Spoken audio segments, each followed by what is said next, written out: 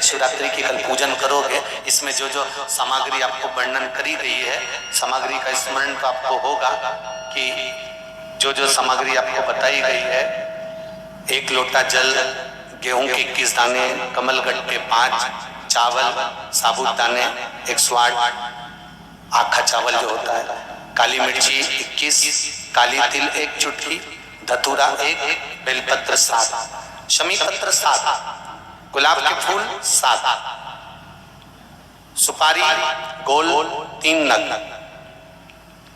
2 गौरा गणेश बनाने के लिए, 1 संकल्प के लिए, जनेऊ 2, देशी घी के दीपक 1 आरती के लिए और 1 अखंड जलाने के लिए, फल 2, मिठाई प्रसाद, इत्र, पीला चंदन, मोली, कलेवा नाड़ा, कपूर, लौंग, चावल, पंचामृत, दूध, दही, घी, शहद, शक्कर, गंगा जल, मिट्टी का शिवलिंग का निर्माण, और जो भी दिल से बाबा को आप समर्पित कर रहे हैं, भाव से, आनंद से, शिव आराधना का भाव। शमी पत्र प्रयास करना कि घर में जितने सदस्य हैं, प्रत्येक सदस्य का शमी पत्र पर स्पर्श हो जाए, या एक शमी पत्र घर का एक व्यक्ति अवश्य चढ़ाए।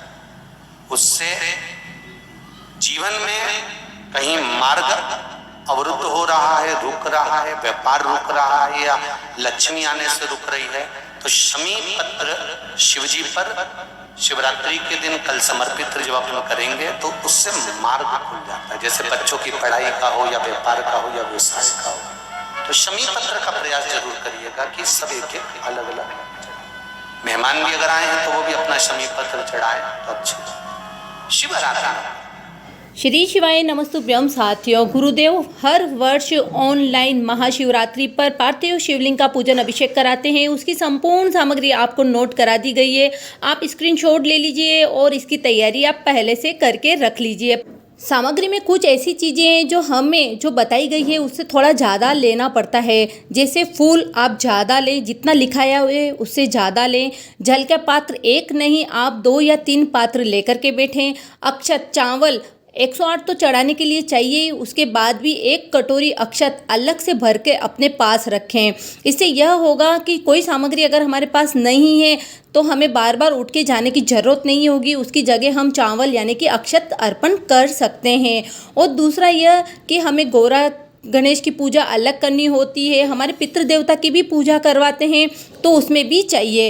इसलिए अक्षत, फूल और जल थोड़ा ज़्यादा ही अपने पास लेकर के बैठे, जिससे आपकी संपूर्ण पूजा निर्विघ्न पूरी होगी। कोई सामग्री हम भूल गए हैं तो हमें बार बार उठना नहीं पड़ेगा, उसकी जगह हम अक्षत अर्पण कर सकते हैं। पूजा करने बैठे उससे पहले पार्थिव शिवलिंग संपूर्ण पूरा ही तैयार कर ले, दिन में ही बना लें। दूसरा यह कि पार्थिव शिवलिंग का निर्माण कैसे करना है, संपूर्ण जानकारी आपको इसी वीडियो में गुरुदेव द्वारा बताई जा रही है। आप उसे अच्छे से समझ लीजिए, उसी अनुरूप आप पार्थिव शिवलिंग का निर्माण करें। साथियों, चैनल को जरूर सब्सक्राइब कर दे, बेल आइकन बटन दबाना ना भूलें। महाकाल बाबा सबकी कामना पूरी करे। इसी के साथ सुनते हैं। जिस दिन शिवलिंग का निर्माण करो उस दिन प्रातः में अगर आप शिवलिंग बना रहे हैं तो ब्रह्म मुहूर्त में मिट्टी को गला दो। किस पानी से गलाना है उसका भी प्रमाण, उसका भी शास्त्र वर्णन कर रहा है। किस जल से गलाया जाए, शिव महापुराण की कथा कहती है अगर आपको आज शिवलिंग का निर्माण करना है, शाम को आप शिवलिंग का निर्माण कर रहे हो, तो अपने पानी का जो मटका होता है, हंडा होता है, रसोई घर में जहां पानी भर कर रखते हो उसके नजदीक में 1 कलश जिसमें अलग से ताजा जल भरा जाए और उस पर प्लेट ढकी हो और उस पर 1 चावल का दाना रखा हो, उस जल को लेकर आओ। थोड़ी देर रखा रहे, आधा घंटा, 2 घंटा, 3 घंटा, 15 मिनट, 20 मिनट, पर वो पानी वहां रखा होना चाहिए। रसोई घर में अन्नपूर्णा का निवास होता है, परिंदे के पास पितरों का निवास होता है। अन्नपूर्णा, पितृ सब रसोई घर के भीतर विराजमान होते हैं। शास्त्र कहता है 33 कोटि देवता एक समय के लिए, एक क्षण के लिए हमारे रसोई घर में प्रवेश करते हैं। रसोई घर में रखा है चावल का दाना रखकर प्लेट के ऊपर, अर्थात उस कलश का जल उस मिट्टी में थोड़ा सा डालिए। क्यों डाला जाता है उसका भी भाव वर्णन किया है। अब भविष्य पुराण, स्कंद पुराण और अग्नि पुराण, इन तीनों से ले लिया गया। वर्णन किया गया जब उस कलश का जल हम डालते हैं तो उस कलश में पितरों का भाव आ जाता है, अन्नपूर्णा का भाव आ जाता है, घर में लक्ष्मी का भाव आ जाता है, संपदा का भाव आ जाता है। पूरे 24 घंटे के अंदर एक क्षण के लिए रसोई घर में 33 कोटि देवता आते हैं, तो वो देवता का सारा भाव उस कलश के अंदर आ जाता है। और वो जल जब हम उस मिट्टी में मिलाते हैं तो गंगा, यमुना, सरयू, सरस्वती, ये 33 कोटि देवता में, तो इन सब का आनंद उस जल में आ जाता है। और वो जल जब हम मिट्टी में मिलाते हैं तो मिट्टी पवित्र हो जाती है, स्वयं कैलाश अधिपति को स्वीकार करने के लायक हो जाती है, निर्मित करने के लायक हो जाती है।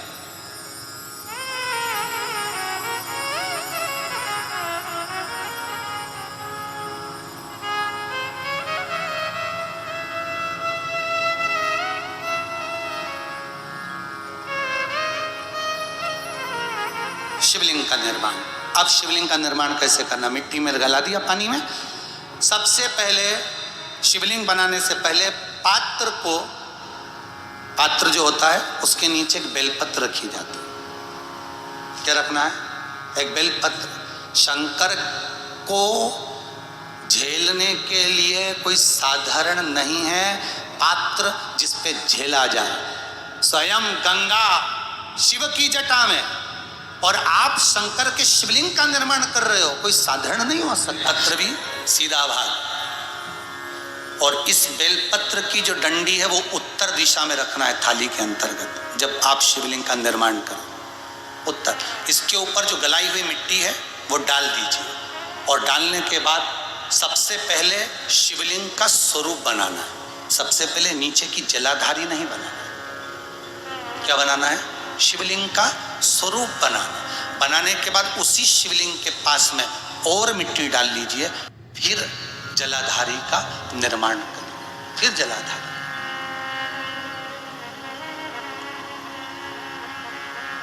शिवलिंग, जलाधारी निर्मित हो गई। शंकर जी का संपूर्ण परिवार शिवलिंग में रहता है, आपको पहले भी कहा।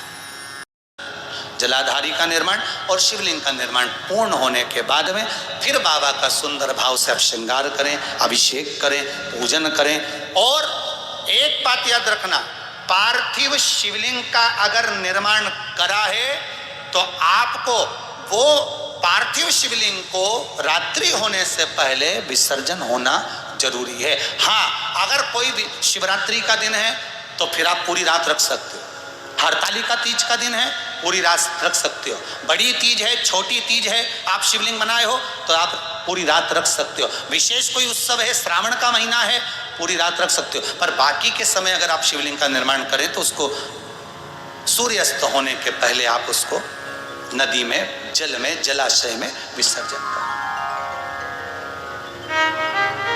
और ध्यान दीजिएगा, विसर्जन करते समय जब आप विसर्जन करें पानी में अपने पात्र को, शिवलिंग को जब छोड़ें, उस समय पर ध्यान दीजिएगा कि शिवलिंग की जो जल की धार है, जिसका उत्तर की ओर जो जल की धार होती है, विसर्जन करते समय वो जल की धार अर्थात वो उत्तर का भाग हमारी ओर होना चाहिए। और थाली इस तरह से पकड़ें कि वो भाग हमको जब डालें तो वो भाग हमको दिखे, थोड़ा सा नजर आए पानी में डालते समय। और जब वो थोड़ा भाग दिखता रहे, और जिसलिए आपने शिवलिंग बनाया, जिस कामना से आपने शिवलिंग बनाया है, वो कामना उस भाग को पानी में देखते देखते बोल दीजिए, वो कामना पूर्ण हो जाती है। इसको कहते हैं पार्थिव शिवलिंग का निर्माण करना और उसकी आराधना करना, उसकी आराधना। पार्थिव शिवलिंग, मिट्टी के शिवलिंग कैसे बनाना है और उसका पूजन अभिषेक कैसे करना है, संपूर्ण जानकारी आपको एक ही वीडियो से प्राप्त हो गई है। संपूर्ण सामग्री भी आपको बता दी गई है। वीडियो को जरूर शेयर, साथियों चैनल को जरूर सब्सक्राइब कर दीजिए। चलिए जानते हैं कि हमको पूजा किस समय करनी है। गुरुदेव बताते हैं पूजा का, शिव पूजा का कोई समय नहीं होता है, पर महाशिवरात्रि पर आप रात्रि के समय पार्थिव शिवलिंग का पूजन अभिषेक करें।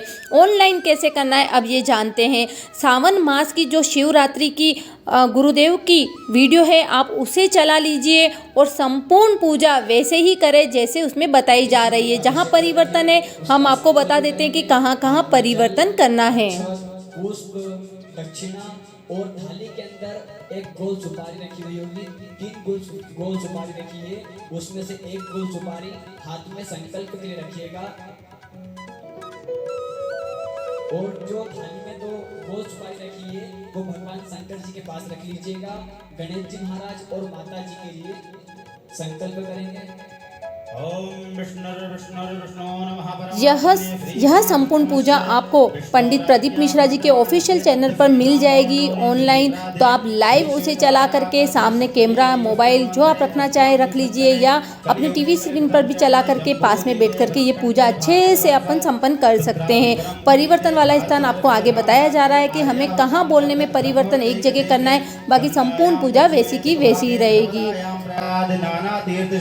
युक्ते कर्म भूमौ मध्य रेखायां राजस्थान प्रांते अलवर नामनी जनपदे विजयनगर पावन प्रांगणे देव ब्राह्मणानां सन्निधौ विक्रम संवत्सरे 2080 शालीवान शाके 1945 पिंगल नामनी संवत्सरे श्री 4 दक्षिणायने बर्फाऋतौ महामंगलप्रदम।